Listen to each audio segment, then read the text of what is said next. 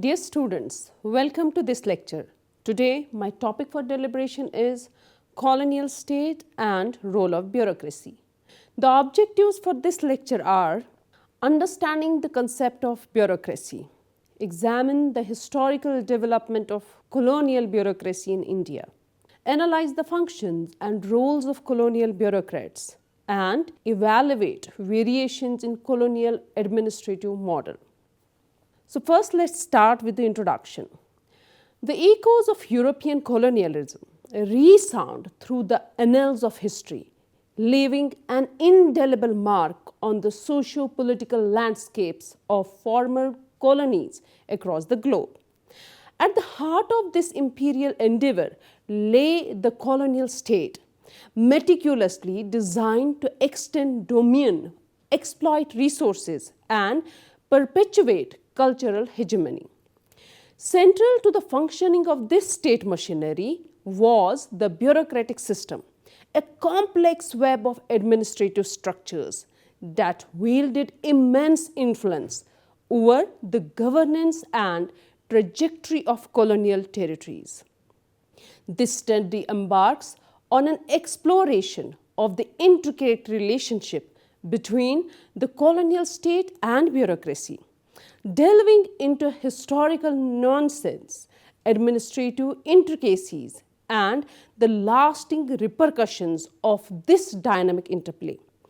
The study engages with a diverse array of colonial contexts, examining case studies spanning continents and epochs, including the British Raj in India, the French colonial administration in Algeria, and the Dutch East Indies, to comprehensively understand the multifaceted nature of colonial administration. The evolution of colonial bureaucracies takes center stage in our analysis as we trace the historical development of administrative frameworks from their nascent stage to their refinement by imperial powers. Scrutinizing the functions and roles of bureaucrats within the colonial apparatus, we aim to elucidate the mechanisms through which the colonial state asserts control, facilitated resource extraction, and imposed cultural norms upon indigenous population. A critical aspect of our examination involves the exploration of variations in colonial administrative models. Different colonial powers implemented distinct governance structures, administrative practices, and policies, shaping the experiences of both the colonizer and the colonizer. This exploration seeks to uncover the nuanced approaches employed by imperial administrations and their implications on the subsequent trajectories of post-colonial states, drawing parallels between the British Raj in India, the French administration in Algeria, and the Dutch colonial rule in the East Indies. Furthermore, this lecture investigates the enduring impact of colonial bureaucracy on contemporary global affairs, evaluating its contribution to governance structures, political stability, and socio-economic disparities in post-colonial societies. By delving into specific post-colonial nations such as India, Algeria, and Indonesia, we aim to illuminate the persistent legacies that continue to shape the destinies of nations long after the formal end of the colonial era. In this comprehensive exploration, our analysis extends to the agency of indigenous bureaucrats operating within the colonial system. We explore how these individuals in places like British India, French Algeria, and the Dutch East Indies navigated power structures, negotiated with imperial authorities, and at times subverted colonial objectives to assert local interests. This examination not only enriches our understanding of historical dynamics, but also underscores the resilience and agency of colonized populations within the bureaucratic framework imposed upon them. In undertaking this detailed examination with specific reference to countries, we seek to contribute to the broader discourse on colonialism, bureaucracy, and their lasting impacts, fostering a nuanced understanding that transcends temporal and geographical boundaries. Now, dear students, let's have a look on the understanding the concept of bureaucracy, unraveling the past. Bureaucracy refers to a group of appointed officials or an administrative body responsible for policy making. In historical contexts, it denoted a government administration with non-elected personnel in various departments. In contemporary usage, bureaucracy extends to the administrative systems governing large institutions, whether public or private. Examples include public administration in jurisdictions as well as hierarchical structures in entities such as hospitals, academic institutions, businesses, professional societies, and social clubs. Two primary dilemmas surround bureaucracy. The first centers on whether bureaucrats should operate autonomously or be directly accountable to political leaders. The second involves the balance between adhering to present rules and the latitude bureaucrats may have in devising solutions for unforeseen circumstances. Several commentators advocate for the necessity of bureaucracies in modern society. Max Weber, a German sociologist, asserted that bureaucracy represents the most efficient and rational organization of human activity. According to Weber, systematic processes and organized hierarchies are essential for maintaining order, maximizing efficiency, and eliminating favoritism. However, he also warned against unchecked bureaucracy, cautioning that it could threaten individual freedom by potentially confining individuals within an impersonal iron cage of rule-based rational control. While the term bureaucracy originated in the mid-18th century, structured administrative systems existed much earlier. The utilization of writing around 3500 BC played a crucial role in these systems. One of the earliest instances of bureaucracy emerged in ancient Sumer, where a class of scribes employed clay tablets to document and manage various administrative tasks like taxation, labor, and public resources such as granaries. Ancient Egypt also featured a hereditary class of scribes overseeing a civil service bureaucracy. Now let's have a look on the historical development of colonial bureaucracy in India.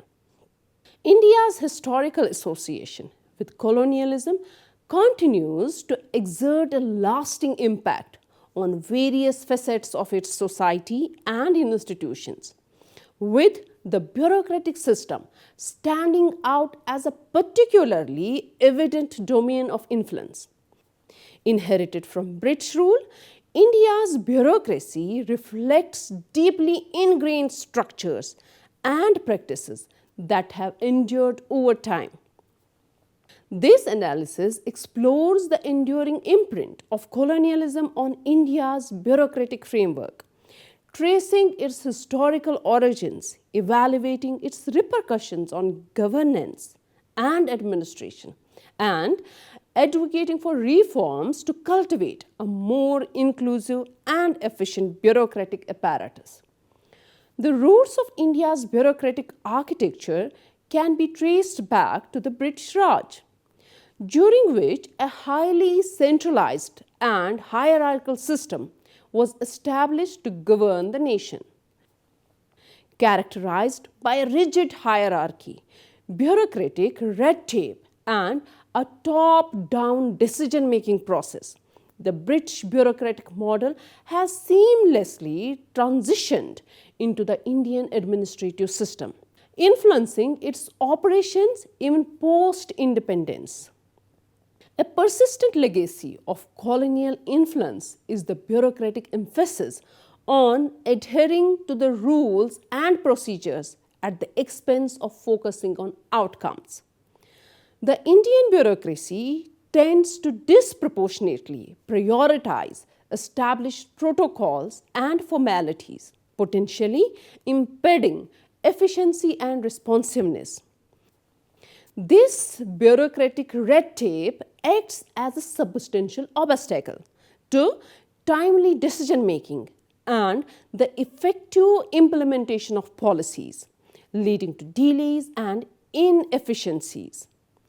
Another enduring facet of colonial influence lies in the hierarchical nature of the bureaucracy, perpetuating a culture of elitism and entitlement among bureaucrats.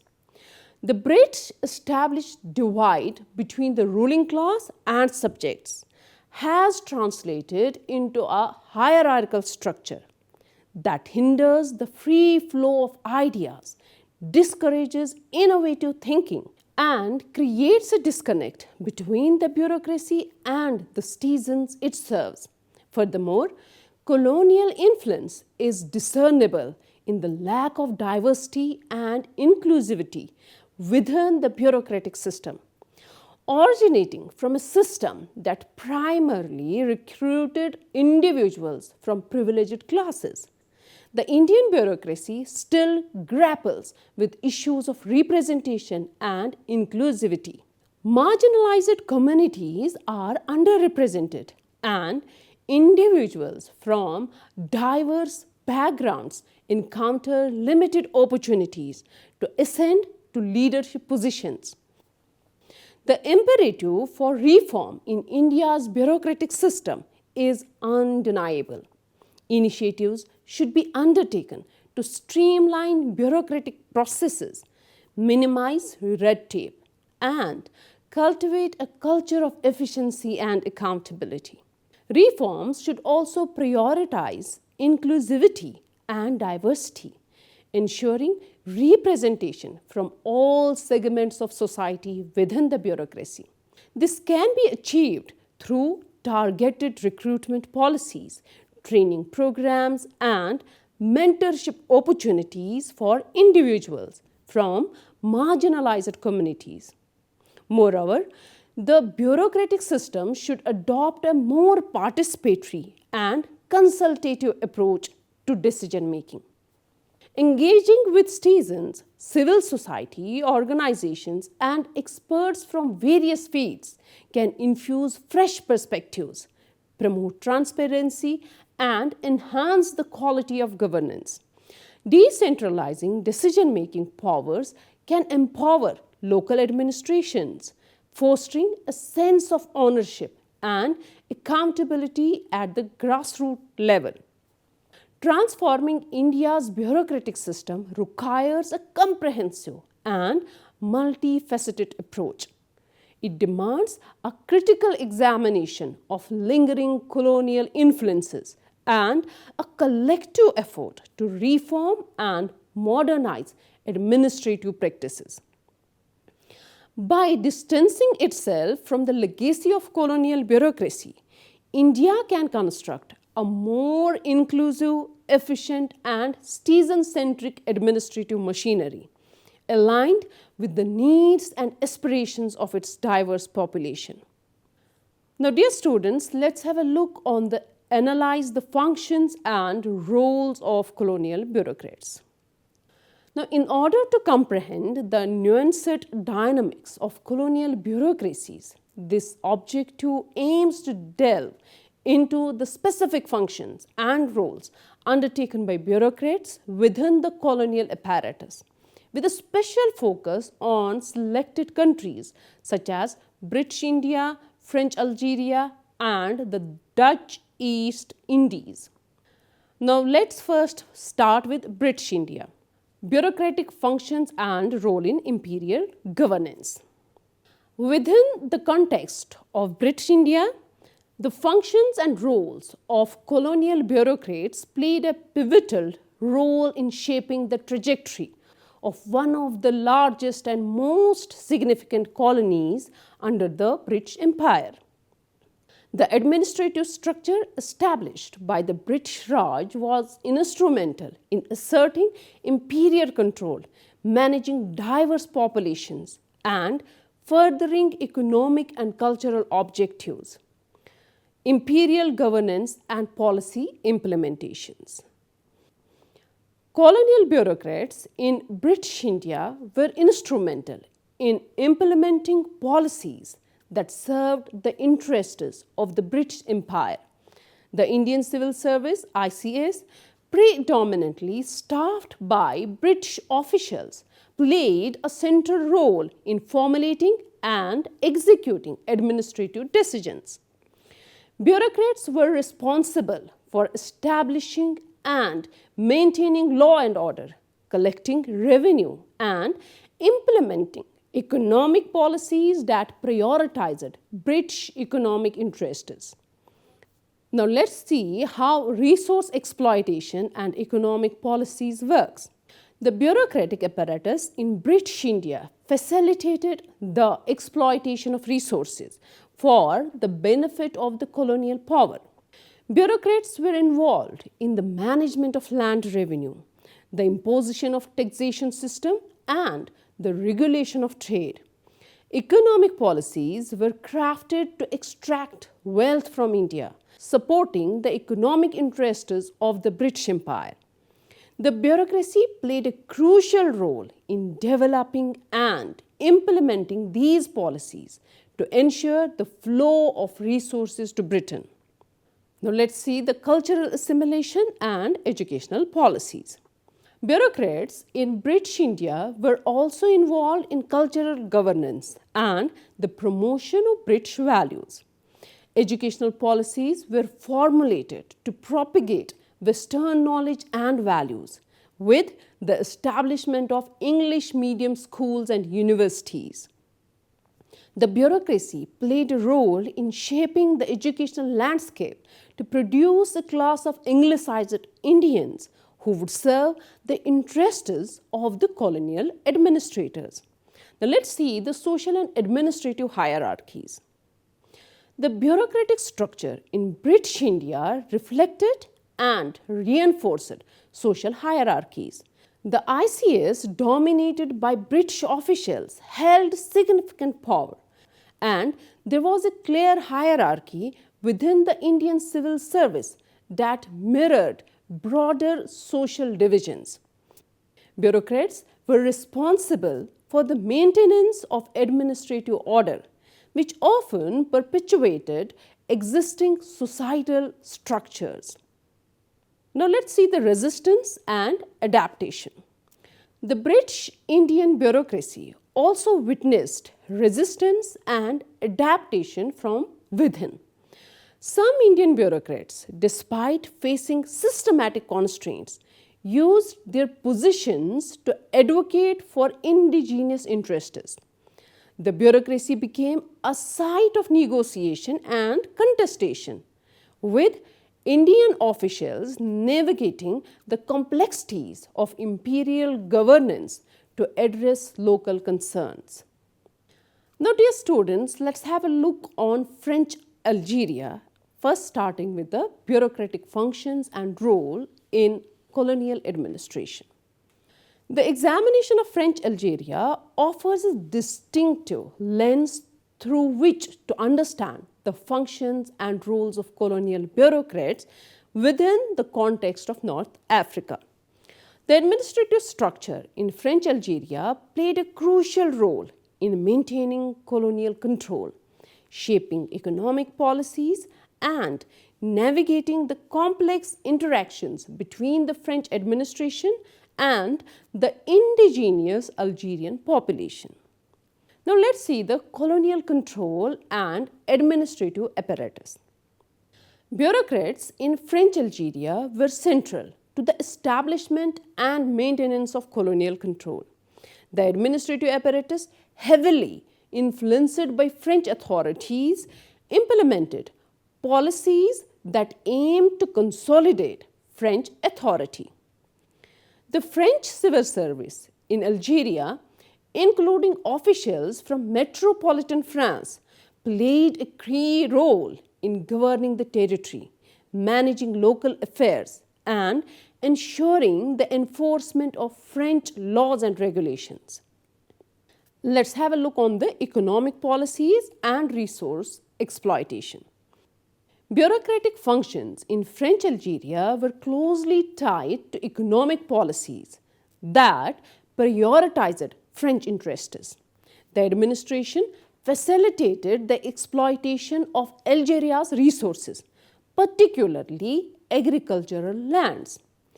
Bureaucrats were involved in land distribution, taxation, and overseeing economic activities, contributing to the extraction of wealth for the benefit of the French colonial power. Now let's see the cultural assimilation and French influence. The bureaucracy in French Algeria played a role in the cultural assimilation of the indigenous population. Educational policies were implemented to promote French language and culture, and bureaucrats were involved in shaping the educational landscape to align with French ideals. This cultural influence aimed to reinforce French identity and control over the colony. Let's see the social and legal hierarchies. The bureaucratic structure in French Algeria reflected and reinforced social hierarchies, mirroring the divisions within French society. The French administration, including the civil service, often upheld legal and social distinctions between European settlers and the indigenous Algerian population. Bureaucrats were tasked with maintaining these distinctions, contributing to a segregated social order. Now let's see the resistance and indigenous agency. The Algerian bureaucracy witnessed instances of resistance and adaptation from within. Indigenous Algerians, despite facing systematic challenges, navigating within the bureaucratic system to address local concerns and advocate for their rights. Some indigenous bureaucrats strategically used their positions to resist French assimilation policies and contribute to the preservation of Algerian identity. Now, dear students, let's have a look on the Dutch East Indies, bureaucratic functions and roles in colonial administration. The Dutch East Indies, encompassing present-day Indonesia, represents a significant chapter in the history of colonialism, with Dutch colonial bureaucrats playing a central role in shaping governance structures, economic policies, and cultural dynamics. The examination of the functions and role of colonial bureaucrats in the Dutch East Indies offers insights into the complexities of imperial administration in the Southeast Asian archipelago. Now let's see the governance and administrative structures. Dutch colonial bureaucrats were instrumental in establishing and maintaining governance structures in the East Indies. The Dutch East India Company, VOC, initially played a prominent role in the administration, and later the Dutch government took direct control. The bureaucracy, comprising Dutch officials and local collaborators, governed the vast and diverse territories, implementing policies that served Dutch economic and strategic interests. Now let's have a look on the economic exploitation and plantation system. Bureaucratic functions in the Dutch East Indies were closely tied to economic policies aimed at exploiting the rich resources of the archipelago. Plantation systems, particularly in crops such as spices, sugar, and coffee, were established, and bureaucrats played a crucial role in overseeing the labor force, land distribution, and taxation to maximize profit for the Dutch colonies. Now, students, let's have a look on the cultural policies and ethical period. The bureaucratic apparatus contributed to shaping cultural policies in the Dutch East Indies. During the ethical period 1901 to 1942, there was an official attempt to improve indigenous welfare and education. Bureaucrats were involved in implementing these policies, establishing schools and overseeing cultural programs. However, these efforts were often paternalistic and aimed at maintaining Dutch influence. Now let's have a look on the social hierarchies and Dutch-Indonesian relations. The Dutch East Indies bureaucracy reflected and perpetuated social hierarchies, mirroring the colonial distinctions between Europeans, Totoks, Indo-Europeans, and indigenous populations. Bureaucrats, often of European descent, held positions of authority, contributing to the maintenance of a segregated social order. The complex relationships between different ethnic groups were influenced by bureaucratic decisions and policies.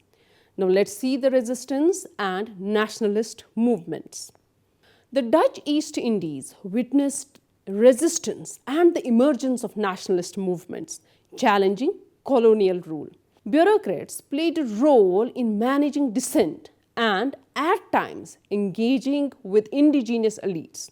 Some indigenous bureaucrats navigated within the bureaucratic system to address local grievances and contribute to the bourgeoising nationalist sentiments that ultimately led to Indonesian independence. Now let's see the variations in administrative models in colonial contexts in British India, French Algeria, and Dutch East Indies. The variations in administrative models across British India, French Algeria, and the Dutch East Indies are multifaceted, reflected the distinct approaches of their respective colonial powers. These variations significantly influenced the governance structures, policy implementations, and local autonomy, shaping the post-colonial trajectories of these nations. Now let's see the centralization in British India. In British India, the administrative model was characterized by a highly centralized structure. The Indian Civil Service, ICS, predominantly staffed by British officials, wielded significant authority. Policies were often formulated at the imperial center and implemented uniformly across the diverse regions of India. This centralization had a profound impact on governance, economic policies, and cultural assimilation, creating a bureaucratic hierarchy dominated by the colonizers. Now let's have a look on the assimilationist policies in French Algeria. French Algeria adopted an assimilationist approach, aiming to integrate the colony into the French Republic. The administrative model in Algeria was centralized, emphasizing the imposition of French legal and cultural norms. French officials held key administrative positions, limiting local autonomy.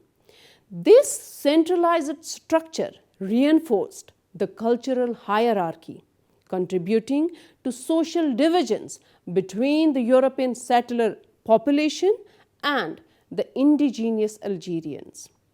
Now let's see the hybrid model in Dutch East Indies. The Dutch East Indies experienced a hybrid administrative model with elements of both centralization and decentralization. The Dutch East India Company, VOC, initially played a significant role in administration, reflecting a centralized approach.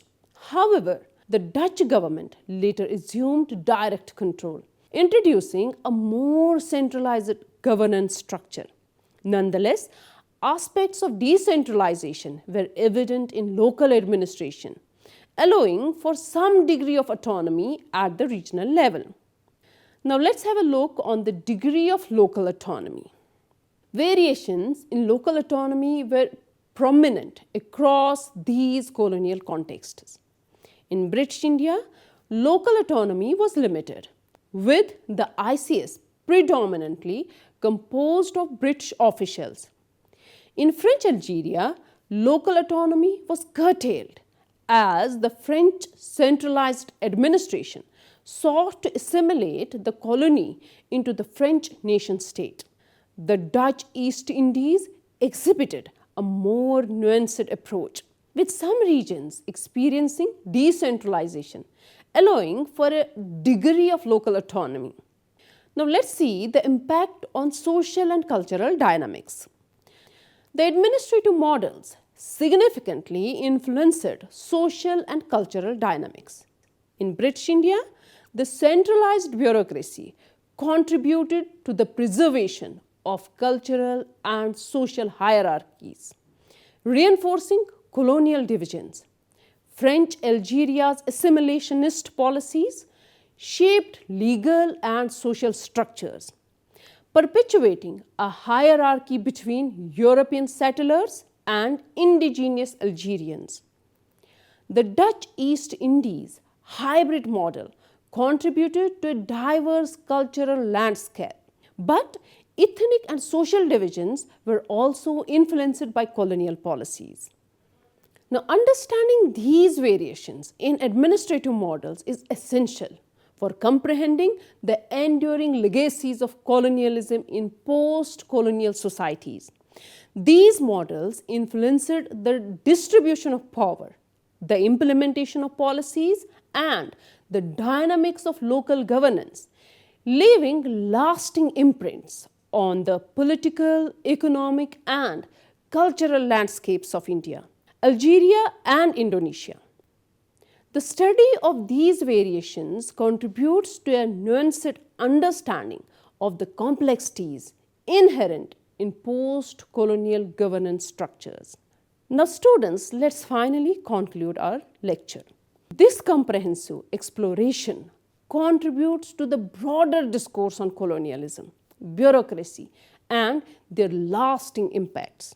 The study transcends temporal and geographical boundaries, offering insights into the complexities of post-colonial governance structures and the ways in which nations grapple with the legacies of their colonial pasts. By unraveling the past, we pave the way for a more informed and nuanced approach to shaping inclusive and equitable futures for diverse societies around the globe. So, dear students, that brings us to the end of the lecture. I look forward to our next meeting where we can explore a new and exciting topic. Till then, take care and goodbye.